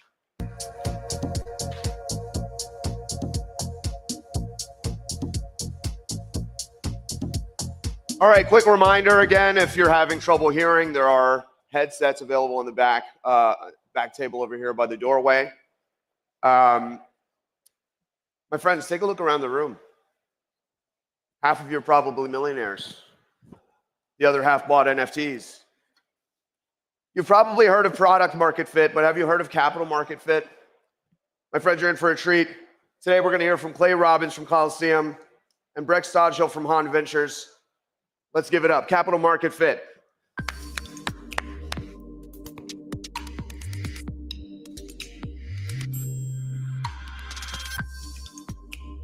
All right. How's it going? My name is Breck, and this is Clay. We're going to talk about everyone's favorite topic, which is fundraising.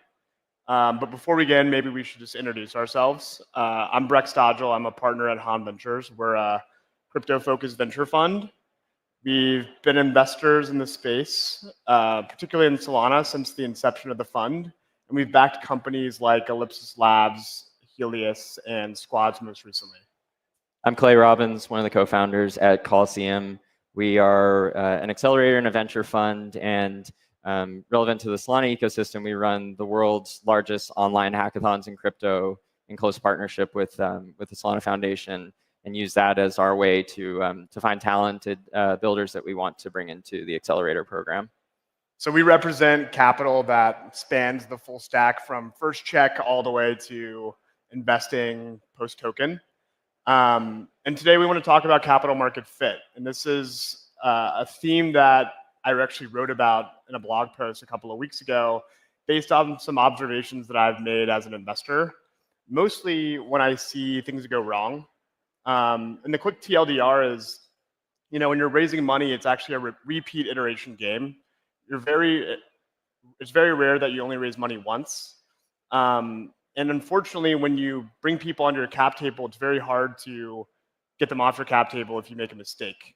And as there's more capital that enters the space, it's also more likely that if you're a founder, you might attract capital that's not aligned with you. And starting a company is an arduous journey, and you want to really look for folks from the very get-go that are aligned with your vision of the world and what you're trying to build. But before we get into that, maybe we'll start with a high-level question of why even raise money in the first place, and why venture capital? Yeah, so I mean, I think from a high level, we should talk about like why venture capital exists, right? So if you go back to the 1600s and the New World exploration, there was no capital to fund that. Like explorers would go to banks and they'd say, no way am I going to help you go find the spice trade out in the New World and bring it back here. And so risk-on capital went out and helped to do that. You pull that forward to the modern era, post-World War II, there's this glut of technology in the US that was everything from transistors to radar that didn't have a way to commercialize. And so venture capital came in as this very risk-on, durable capital that can help bring these technologies that otherwise would have been shelved to bear in the market and commercialize them. And so the through line in all of this is that venture capital is extremely durable. It is really focused on the long term, whereas other forms of capital are extremely short-term minded. And so when you think about it through the lens of a founder and why raise, you have, especially in the modern era when the cost of starting a company is so low, it really you need to cross over the threshold of this thing that I'm building cannot exist without capital, and venture capital just happens to be the vehicle that has sort of over history come to this point to fund it. Yeah, I think one of the key points there is that capital is a means to an end. Yeah. Sometimes I feel like we get caught up in I raised the most money, I reached the highest ARR in the shortest amount of time, and you lose some of the touchy-feely aspects of like why you're focusing on building a company for a customer, for your employees. And I think it's useful to just take a step back and reframe that. Yeah, and I think too, like if you're finding conviction in someone telling you that they're going to hand you over money, like that's the wrong reason to approach it. You need to find conviction first, and then capital is just the blocker. Agree. Clay, you run probably the biggest accelerator in Solana. And I know for a lot of the graduates of Coliseum, a lot of the work that you do behind the scenes is help load balance them and introduce them to larger pools of capital. There's a lot of pools that you can at some point fundraise from. Can you walk me through maybe what that process looks like and the mental models that you share with your founders? Yeah, I mean, I think the great thing about crypto in particular is that prior to even going down the route of venture capital, you have all of these different options at your disposal. There is the hackathon track, which obviously we're a big fan of, where you can go and sort of start to prove the initial breadcrumbs of a product roadmap. And you can earn hackathon-based rewards, whether it's bounties or prizes, that are real public validation that, hey, at least directionally you're on the right track. But then as you get into more dilutive capital, it starts with things like angel investors and advisors, where the thing that we coach people around that specific pool is don't seek sort of the headline and the name that is most exciting. Find people that you can give a very specific job to that's going to change the trajectory of the company, and pick and choose and build that angel or advisor set in that way. And then where we come in is you've built for 6 weeks in a hackathon. You have sort of started to prove, at least publicly, this initial product hypothesis. And we give you a bit more dilutive money to go and start to figure out what are the experiments that you need to run in order to go prove that product hypothesis and sprint towards that. And once you get through our accelerator program and through the demo day, there's this massive universe of seed capital where it really starts to become about alignment with the different types of investor sets. And I think the most important things there are they thematically aligned with what you're building? Make sure they're not just a tourist on the particular theme of the moment. And then importantly, what do they look like in terms of the money that they can bring to bear? And is it sufficient enough to run 1 to 2 years of experiments to continue to prove that product hypothesis? But that's kind of like where my universe stops. And I know you obviously see the other side of that equation. So what does that look like for you? Yeah, so at Han Ventures we have both an early stage fund and we have a growth fund. I think for the purpose of this conversation, it's useful to hone in on the early stage, and that's investing at seed and Series A. And typically at the seed, we're looking for a founder that understands a market really, really well that we also find interesting.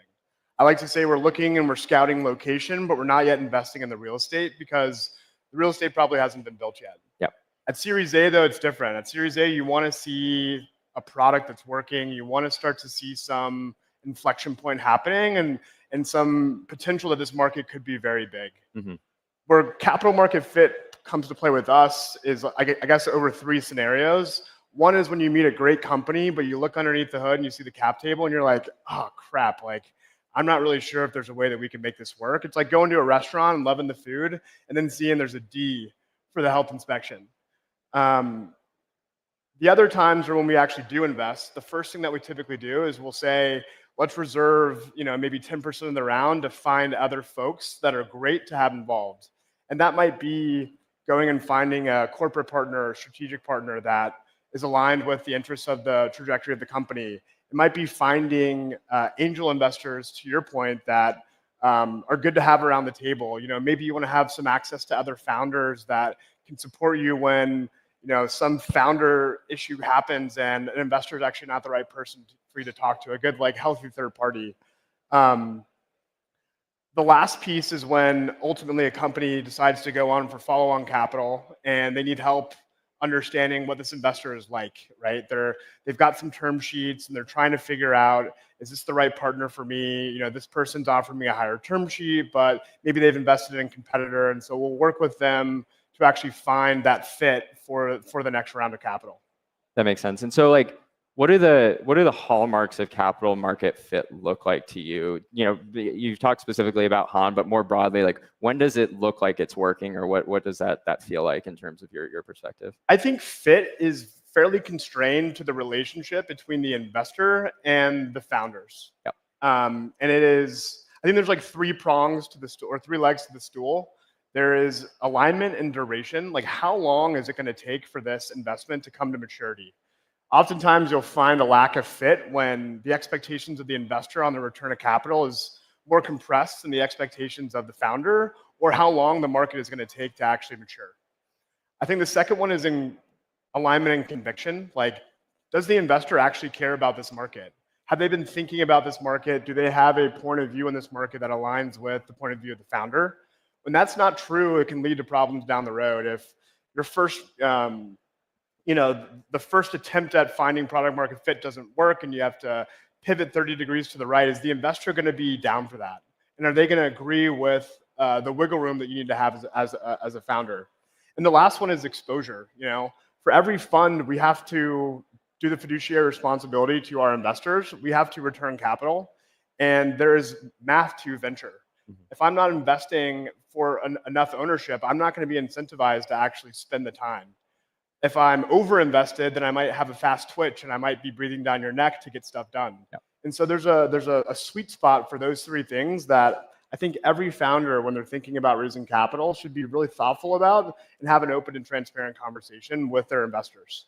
Yeah, I think the fit conversation is the most important one that I see, is just how inflexible capital can become the further along you get in running these experiments, because those experiments get more and more expensive as you get down the line. The cost of being wrong is so much higher. It's very rare to see a Series D or Series E company wholesale pivot to something completely different and then actually change the trajectory of the company. Whereas at the pre-seed or post-accelerator, there's a lot more wiggle room in that direction. I guess when you think about things that go wrong, what are some of the classic examples that kind of sit in your head? Yes, I love talking about examples. There's a few of them. So let's think about a lack of conviction, right?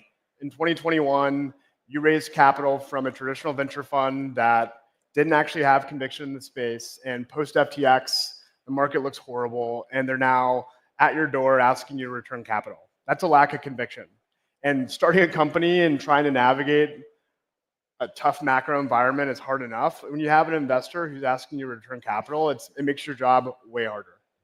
I think another thing that you'll see is when there's a lack of duration, or there's a mismatch in duration, you might see, there's a lot of mercenary capital in crypto, especially when there's tokens involved. Yep. If you raise money from a hedge fund or a market maker that has, just by nature of their investment mandate, a shorter time period on their investment, then you should expect that. And you shouldn't be surprised when post-token launch, post-unlock, they start to sell into the market. Yep. And that can be both a pro and a con, depending on where you're at with the company. But if you're not aligned on what their incentives are, I think it can lead to bad outcomes. And another one is on exposure. Oftentimes you'll see people try to raise a round and think they're pulling a fast one with angels, where they'll raise a small amount of money but at a high valuation. So you raise $1 million, but you do it at a $200 million valuation. That's not enough capital for you to actually go forward on your goals, and you're going to need to actually raise more. And so coming to an investor with institutional capital and saying, I just raised $1 million at 200 valuation is not going to set yourself up for success if the company is actually not at that stage of maturity. Yeah. Yeah. I mean, I think I know we're coming up on the close here, but for us, the thing that we see the most in repeat founders, and one of the key lessons that they always take away, and I think you put this in our discussion last night perfectly, which is treating your cap table as your first product, right? And most of the first-time or second-time founders that we see who have been through the experience of over-raising and, hey, it doesn't work out, that amount of capital doesn't actually help to de-risk the company. In fact, it introduces more risk because you have a higher watermark to clear, versus when you work with us or work with any earlier stage capital, proving more on less dollars is always the right approach to take. Completely agree. Cool. Biggest recommendation is treat your cap table like your product. Test your investors, interview them, make sure that they have conviction in you and in the market. And if you feel yellow flags, take them head on, ask transparent questions, and make sure you feel really good about the people that you're bringing along for the ride. Yep. Well, great. Thank you. Thanks, guys.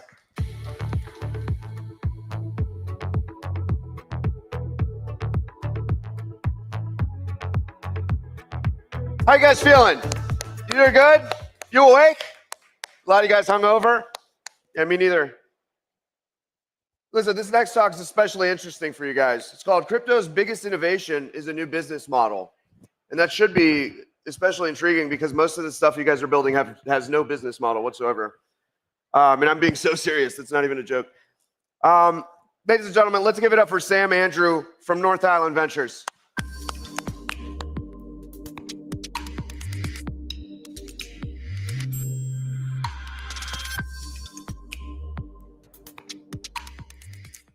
So crypto's biggest innovation is a new business model. So to the outside world, crypto's primarily known for one thing, and that's speculation. This is meme coins, perps, 100x leverage, magic internet money. Sorry, just gonna click through for you. And to a lesser extent, sorry, I'm just having a quick problem here. Okay, to a lesser extent, crypto is known for a second thing, and that is building technological innovation.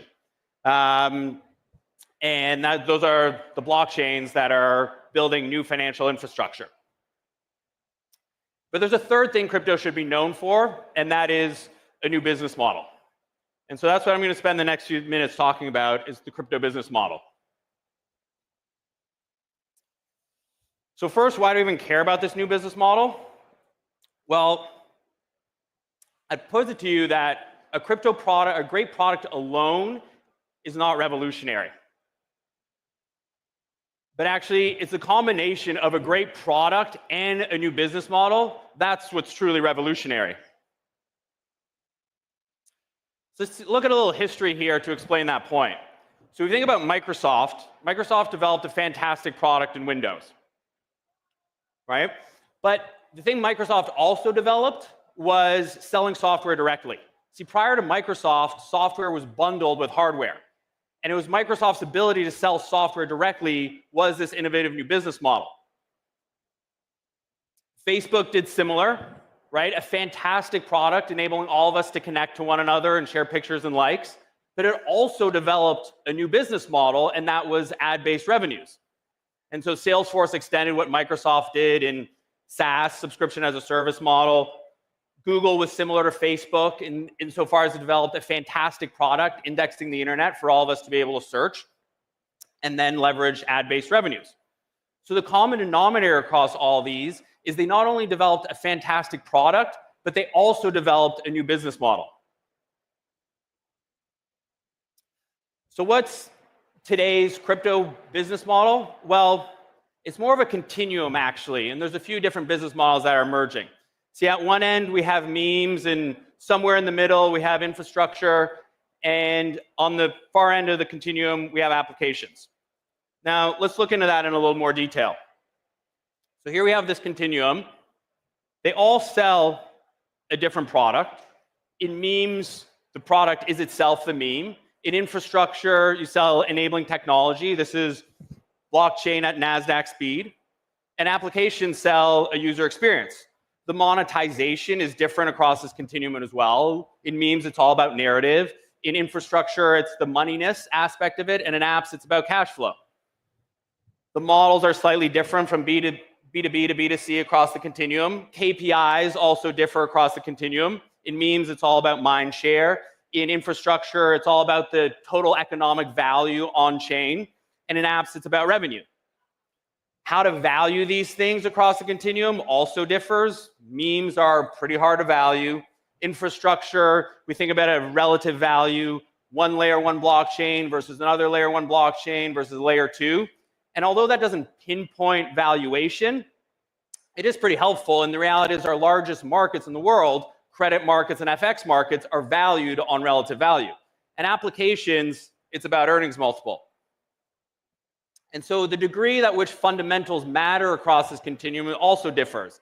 Memes, fundamentals don't really exist, don't really matter all that much. In infrastructure, there's some fundamentals that matter, and applications, fundamentals matter a lot. But these things are all valuable, and they're valuable for different reasons. So memes really drive engagement. Infrastructure is the substrate upon which everything is built, and applications provide the functionality to the substrate. Now, I want to focus on infrastructure and applications in this particular part of the continuum. That's commonly what we refer to as the protocol. And so the protocol is a breakthrough business model for two reasons. First, the protocol collapsed the cost structure. So we think about industrial businesses operate at about a 10% operating margin. And the reason for that is there's high incremental costs for every widget you want to manufacture. There's the raw material cost, the labor cost, the energy cost. Software businesses kind of accelerated that and got up to 40% operating margins. And the reason for that is the incremental cost of selling a subscription to Windows or to Salesforce is de minimis. And so in the crypto business model, they operate more like 70% operating margins. And the reason for that is they've dramatically collapsed the cost structure, right? It's effectively autonomous code that's running independently. And they've actually outsourced a lot of the infrastructure development to the users.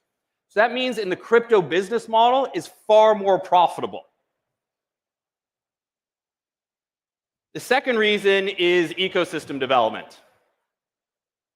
So the likes of Apple and Google and Salesforce and Snowflake and many others discovered that if you get a whole bunch of third-party developers building on your platform, the platform is going to be more valuable, right? Because what you're effectively doing is outsourcing a lot of your research and development costs and your sales costs, right? And it's an incredibly efficient model, but it's actually pretty capital intensive to get there, and you need a big platform to begin with. So the crypto business model actually developed a better incentive mechanism for ecosystem development. And the reason for that is the development of the token. See, the token is the mechanism to coordinate and incentivize that ecosystem development. And in addition to that, the ecosystem is permissionless and it's composable. So in the crypto business model, you have a collapsed cost structure, which means you're more profitable. You have a better incentive mechanism for ecosystem development. So that leads crypto business models to be able to hyperscale, right? To grow at a faster rate and more profitably than any other business model. So I want to leave you with these last two ideas. And that is a great product plus a new business model. That's what's truly breakthrough. And that the crypto business model is breakthrough because it's collapsed the cost structure and it's developed a better incentive mechanism for ecosystem development. And that's it. So keep building those great products in this fantastic new business model. Good luck.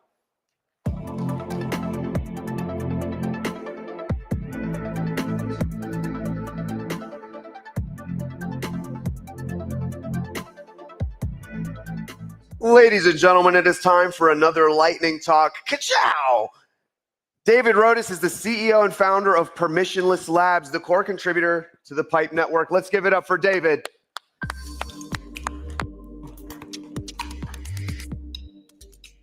Hey, I'm David Rodas, CEO and founder of Permissionless Labs, contributor to Pipe Network. We're all engineering teams, so I kind of drew the short straw today. I'm here to talk about Pipe Network. Basically, skipping forward, traditional CDNs, they all run from data centers. They cannot service the last mile.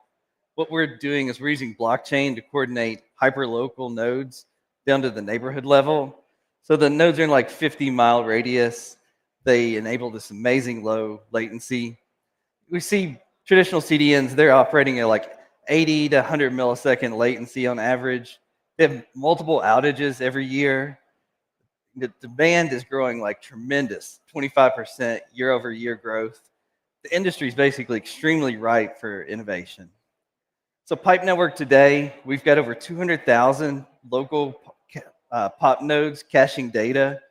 We use some really unique zero-knowledge innovations to verify the data is being stored and egressed correctly. On any one day, we're storing about 10 petabytes of data in RAM. So how it works, we get these like hyper-local edge fleets of POP nodes down into the neighborhood level. So it shortens the distance of light between the data and the end user.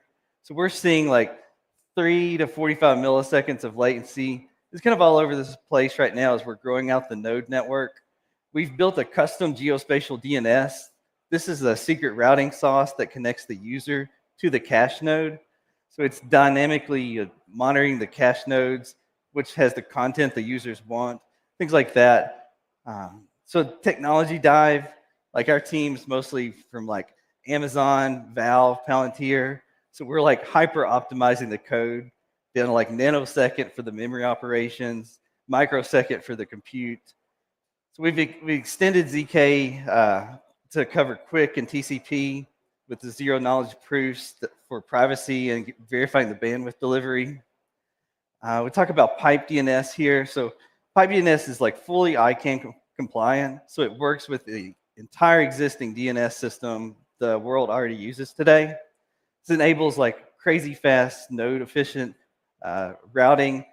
We think like we're reimagining this next generation of internet routing using DNS. It's not just like an incremental update to DNS.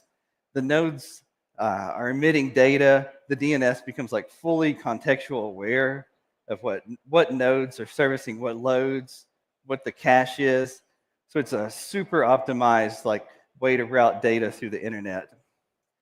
So kind of bundling this together, like we enable ultra low latency bandwidth delivery using a proof of work validation of zero knowledge proofs that runs async, so it doesn't slow down the delivery at all. We use deep learning on the back end to optimize the pre-caching of the bits getting to the POP nodes. The full stack is like completely compliant with existing like Chrome browsers. It's just vanilla HTTP. There's no client-side changes required to integrate with Pipe. So market applications we're seeing today, we're seeing a lot of like customers come in and test for AI. We just started testing some like edge models, like DeepSeek, I think 3.5, things like that. We're seeing like less than 20 millisecond latency on the token times. So it can enable these really unique applications that feel like real-time chatbots on the edge. The entire system, we built it from the ground up to be hyper optimized for streaming video. The entire team previously exited to AWS in 2015, a video transcoding company. So streaming video is like in our blood, essentially. We think there's a lot of like super clever things that can happen with blockchain. We've been toying around with load testing, serving up Solana snapshots for the community. We see like a couple 100 terabytes of that data being downloaded. We think there's some ideas tossed around, like can we perform like lazy account fetching, take some of the data off of the validators, give them like more room to focus on compute and verifying the transactions. So again, the current status kind of summarize the system. We've got over 200,000 nodes today around the globe. We're serving over a petabyte of data per day. We've got a lot of cool Web3 partners out there. So working with like inference.net, Metaplex. I think there'll be some cool stuff coming out about Metaplex very soon. We're working with CoinList to kind of make the broader access to pipe come out. I think there'll be an announcement about that next week. So that roadmap, essentially, we want to get the delivery down to 3 milliseconds, plus maybe some speed of light in there. Our bandwidth modeling estimates that we need about 1 million nodes. So we're about a fourth of the way there today. This summer, we're going to add in some like media conditioning, video transcoding to support some new customer workflows that are coming on board. We're definitely going to expand the AI edge inference offering. The demand for that is like out of this world. It's very shocking for us. We're also looking at some unique ways that we can route data between the POP nodes. For example, we've seen sending data from like Sao Paulo to Tokyo. We route it through our POP nodes, try to avoid lossy internet links. We can shave off like 100 milliseconds in latency. So we think there's some enterprise products out there in the future. So today, please jump out, run a pipe node. It's in our online docs. If you want to hyper accelerate your app, the bandwidth delivery, reach out to email hello@pipe. My Telegram's here. Thank you all today. Cheers.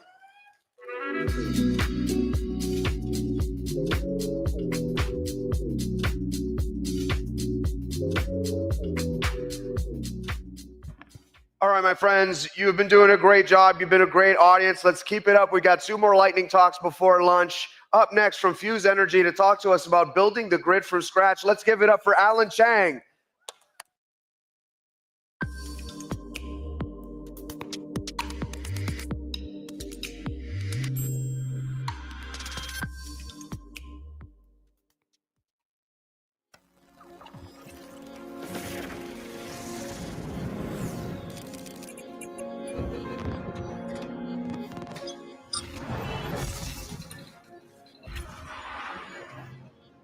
There's an emergency happening right now. You can't feel it. You can't hear it. And you won't even know it's there until the light goes out. America is facing an unprecedented power crisis. As AI tech, data centers, and tech manufacturers boom, the rapid instability of our power grid is being pushed to its absolute limits. What does this say about the current structure? There has to be a more fundamental weakness in the distribution of energy. There is a major fundamental flaw in our energy system and policies. We need to address this and have a very honest conversation around the instability of our power grids. A big reason for the progress we made in the last century is that we produce and use more energy. Anywhere from modern communications, EVs, and AI. It's a hidden engine behind modern life. But we've hit a wall. Demand is growing faster than the grid can handle. And we're not ready. We live in a power-limited world. The system we're using is still stuck in the past.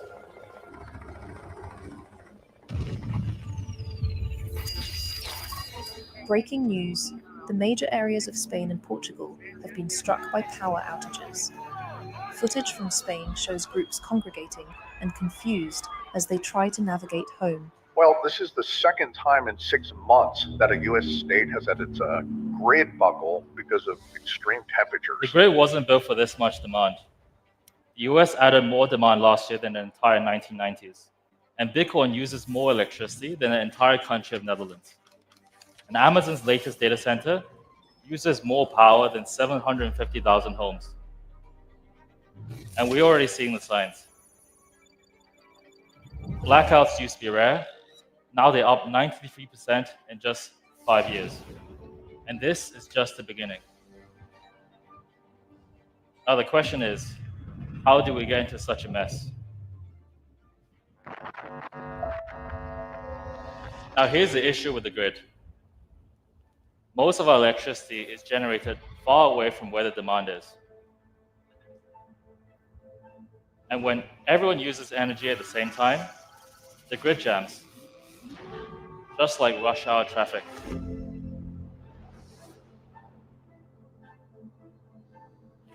Prices spike, blackouts hit.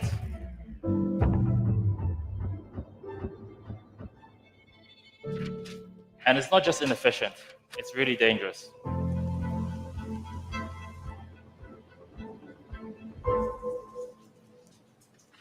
As this is not sustainable.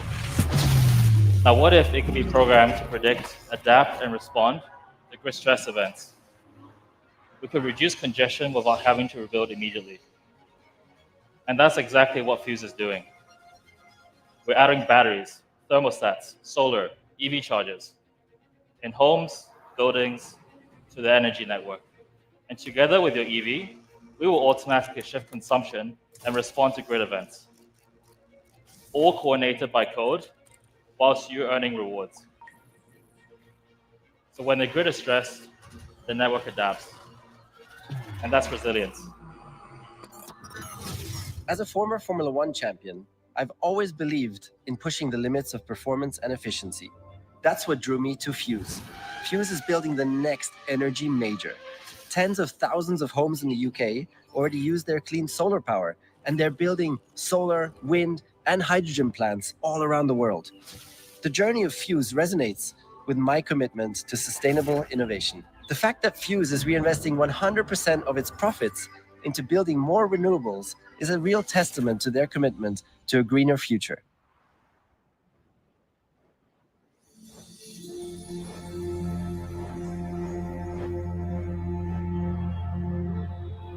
We started Fuse because the energy industry has lost its urgency. So we built something from scratch. This is what building looks like.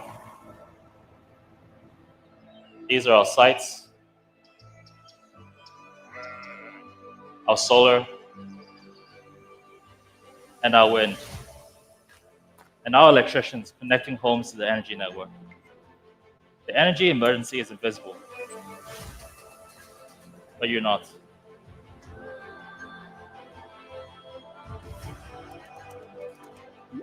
Turn your spare capacity into real rewards when you help stabilize the grid, and keep the lights on for everyone. The future is better this way.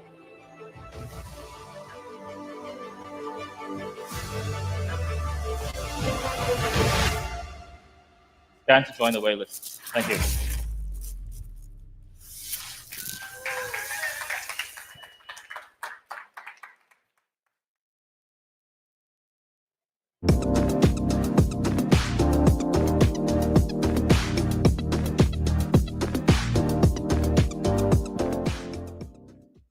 All right, let's keep it rolling. One more lightning talk before lunch. We're going to talk about the future of cellular service. Here to talk to us about Helium, it's Abhay Kumar. Let's give it up.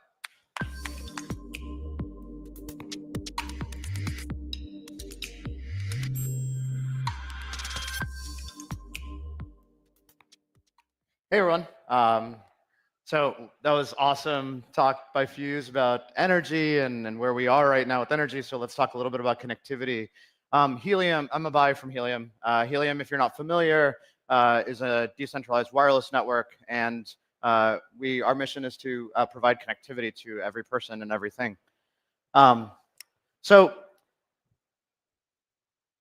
You know, we have this opinion that big telcos weighing us down. We have trouble when we go to bars or restaurants or venues, and even though we have full bars, we can't connect. And big telco, we really do believe is weighing us down. Also, we've inflated phone bills that might change after a few months of an introductory period.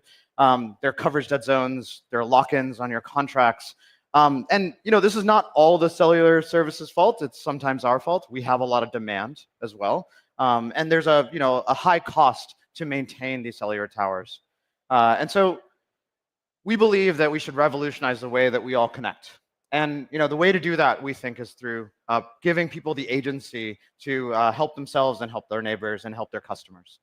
And so where we started was to connect everything. And we did this with an IoT network. And since the last several years, we have seen people build smart agriculture solutions, city monitoring, environmental sensing, weather sensing, water leak detection, tracking. All these things are built on the Helium network today, and that's really the first proof point that we've seen in how this kind of network, something powered by people, can really enable businesses to be able to be better. And where we're going is we're ready to start connect every person, everyone. And this is, again, through the same kind of network, deployed by business owners, deployed by venue owners, and providing seamless connectivity to every single person in the world. And we started straight on by building an actual product that you all can use. You can go to Helium Mobile today. You can download it in the App Store here in the United States. And you can get a free phone plan, and it can be your second SIM right now. And it'd be funny to see if anyone can sign up before the end of my talk. Be interesting. And this is a phone plan that rewards you. So as I mentioned, it's a plan that can start at $0 a month, and you can upgrade if you want to have more data connectivity to a $15 a month or a $30 a month unlimited plan. And these plans offer you rewards for sharing your location. And this is a core part of our network. The way deployers build this network is through the subscribers that are using the network, telling the network this is where connectivity is needed. And there are no contracts. It's just for the free plan, not even a credit card. And this is coverage that's built by the Helium network, and wherever the Helium hotspot doesn't exist, we fall back to the T-Mobile network here in the United States. And so how is Helium Mobile different? We use this hybrid coverage model. We're not a traditional MVNO, if you know that term. And it uses this people-built network, and anyone can deploy a hotspot. And we're expanding rapidly. We've seen a tremendous amount of success over the last few months. And major carriers are joining us. Now, subscribers today are actually using this network. If you're an AT&T subscriber in the US, you are using the Helium network. And we're also in Mexico. We launched this last year, and we sort of expanded the partnership this year beyond the pilot, where Movistar, this is Telefónica's carrier in Mexico, is also deploying via the Helium network. So I mentioned AT&T. We announced this a few weeks ago, and this has really been driving an enormous growth of our network. Last weekend, we hit over 960,000 phones using our network last Saturday. I looked at our Friday numbers before I got on stage, and it looks like we're likely to beat our 900,000 phones that we had on the network last Friday as well. And so I'm hoping for 1 million tomorrow. Everyone, fingers crossed. And this is real data, right? Terabytes of data are being used on this network. And you can see all of this live. This is a screenshot of world.helium.com. You can see where every hotspot's deployed. You can see how many users are using our network every single day, how much data. And if you're here in New York, you would really, you get to experience this network. If you're a Helium Mobile subscriber and you walk by any of those silver digital billboards that are near subway stations, every one of those are a Helium hotspot. So you automatically connect. You don't have to ask for a Wi-Fi password. You don't need to have a separate app. The Helium mobile app will connect for you. And so we think the future of telco is in your hands. We have a couple of different things that we'd love to talk about today, just as announcements. Earlier this week, we launched a $50 million coverage grant. We believe that network builders that are willing to deploy tens or hundreds of hotspots should be rewarded. And so the Helium Foundation is sort of putting their money where their mouth is here. And we launched this earlier this week. We're very excited about it. Go to helium.com/grant, and you can find out more there. And last little teaser, since we are at, I think this conference was first called Midpoint. There is Breakpoint later this year. And so we're excited to bring back Helium House. We'll be in Abu Dhabi, December 10th. It'll be a full day of programming, and we'd love to have you there. So join the movement, helium.com. Socials, it's just at Helium. It's really simple, and we'd love to tell you guys more. Join the network.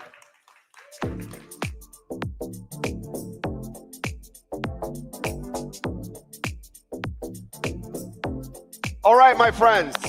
It has been an honor making a fool of myself for your entertainment. That's the end of my MC slot. It's time for lunch. Talks will continue here at 1 p.m. sharp. Have a great day. Thank you so much for your attention. Appreciate it.